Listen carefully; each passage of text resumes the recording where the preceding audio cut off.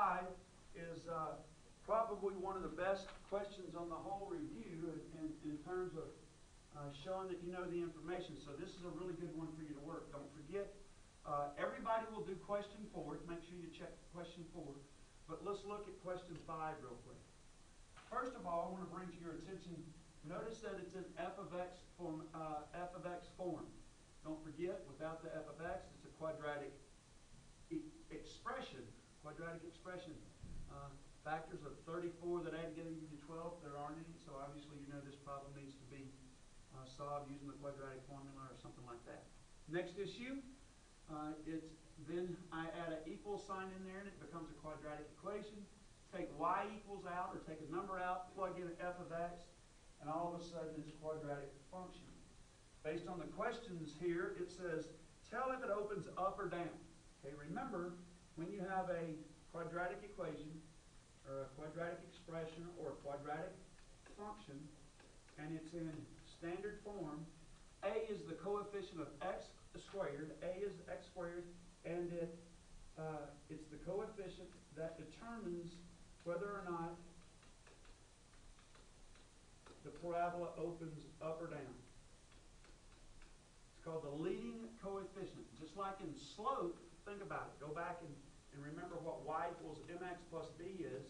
If you have an equation that has a positive slope, then it goes up and to the right. If it has a negative slope and it goes the other way, this is a negative slope line. Okay, same concept here. The leading coefficient, we called it the slope in a linear equation. Here it's just referred to as the coefficient of the quadratic term. Okay, it tells us whether a parabola opens up or down. Okay, next issue is we've got to find the vertex. Now, when we find the vertex, there's a couple of ways that you can go about it. One of the ways that you can go about it is by using a formula. If you remember the quadratic formula, you'll be given that. It'll be on the little blue sheet. But what you need to remember is negative b over 2a is the x value of the vertex. So to find the x value of the vertex, you do negative b over 2a. So looking at this, the negative of 12 is negative 12 over 2 times 2 is 4.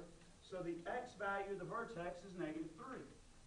So then what it is it's just a matter of me plugging negative 3 into the equation and finding out what f of negative 3 is. Well, to do that, I would say 2 times negative 3 squared. If I took this negative 3 right here, let's see if I can take that particular number, just get that number, and I bring it up here and I put it where x is. So I got negative 3 and I'm going to put it there. That gives me negative 3 squared is 9 times 2 is 18. Okay, so that gives me 18. So now I want to take that negative 3 and plug it in for this x. Negative 3 times 6 is negative 36. So that would give me negative 36 plus 17. So now negative 36 plus 17 looks like that's going to be 35 minus 36, or negative 1. So the vertex is at negative 3, negative 1. And remember, I got that negative 3. I got that negative 3 right there from taking negative b over 2a and finding out what it is. So negative 3, negative 1 is my vertex. Okay, this also asks for the axis of symmetry. Your axis of symmetry is always whatever the x value of the vertex is. So there's a vertical line at x equals negative 3 that goes right down through the middle of the parabola. And it's always x equals h. Maximum or a minimum? Well, it depends on whether the parabola is opening up or down.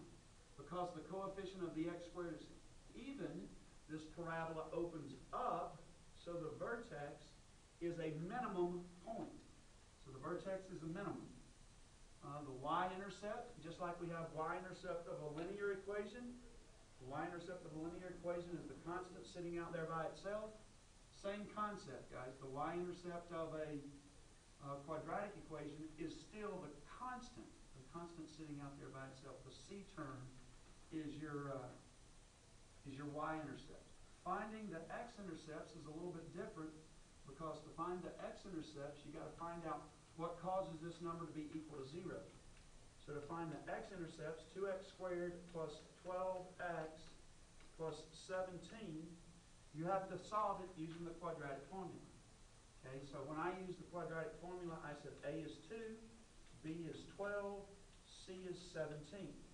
So this discriminant would be 12 squared minus 4 times a times 17. So let's see if I can figure out what this stuff is. So here, the quadratic formula is 144. 12 squared is 144. 8 times 17.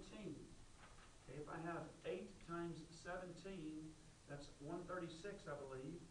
So I got minus 136.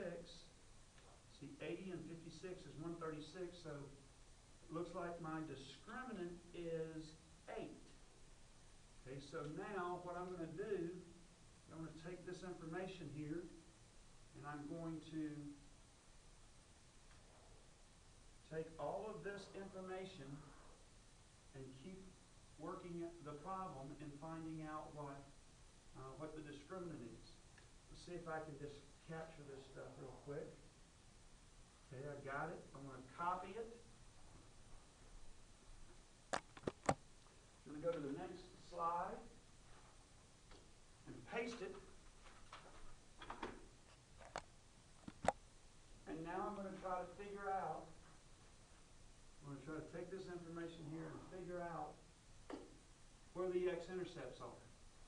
So x equals negative b.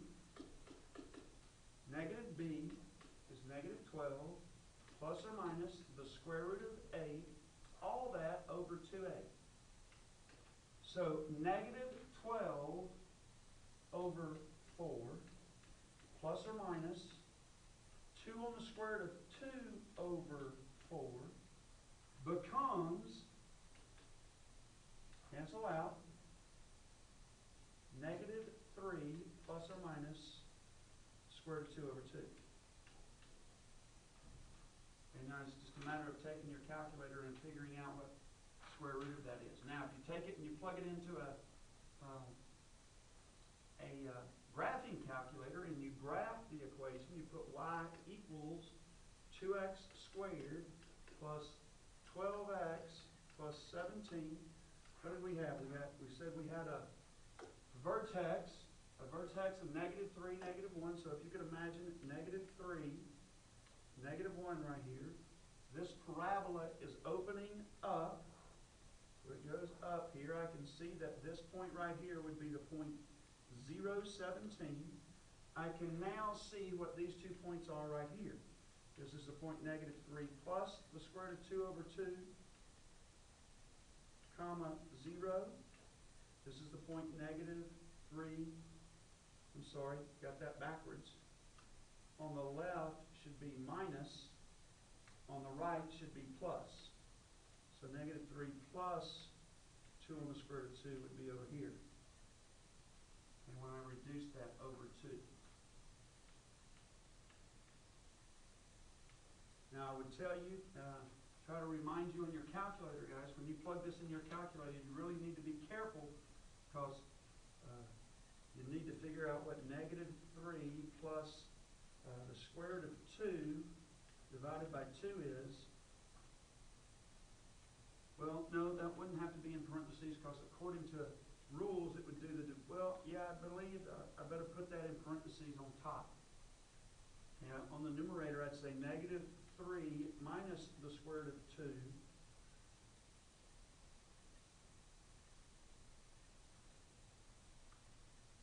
Let's take a closer look at that. I believe we should not put parentheses around it because when we put parentheses around it, that would put all of that stuff. And I only want the square root of 2 divided by 2. So that should be my answers. Okay, this asks for the domain. The domain is always all real numbers in quadratic equations.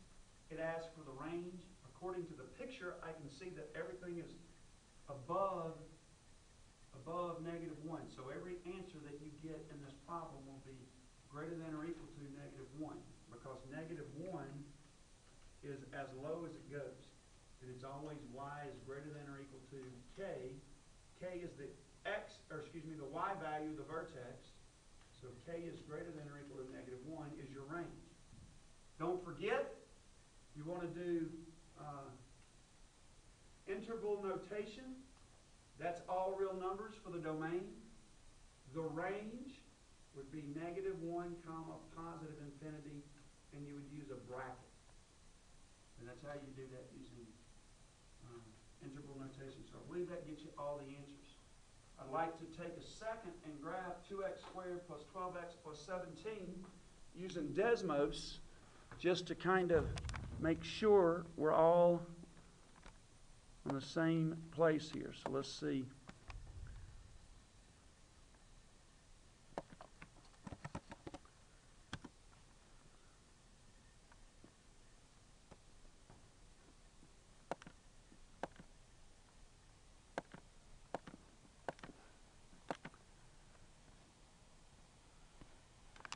Don't forget, one of the things that you want to do when you go to Desmos is you want to link it to your Google account right there.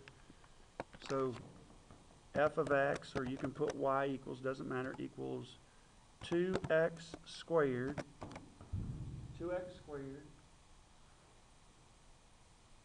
plus 12x, I believe it was, plus 17.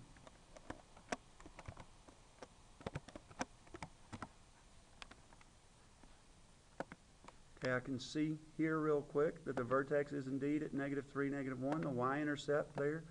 And then let's check these points for the x-intercept real quick and see if we can find out the value of what they are. There's one of them, the point where it crosses the x-axis, the x-intercept, -3.707, so that's -3 minus square root of 2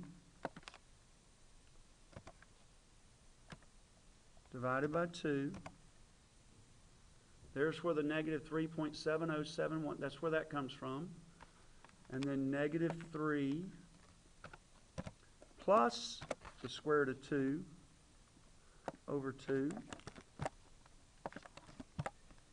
And there's where the -2.293 comes from.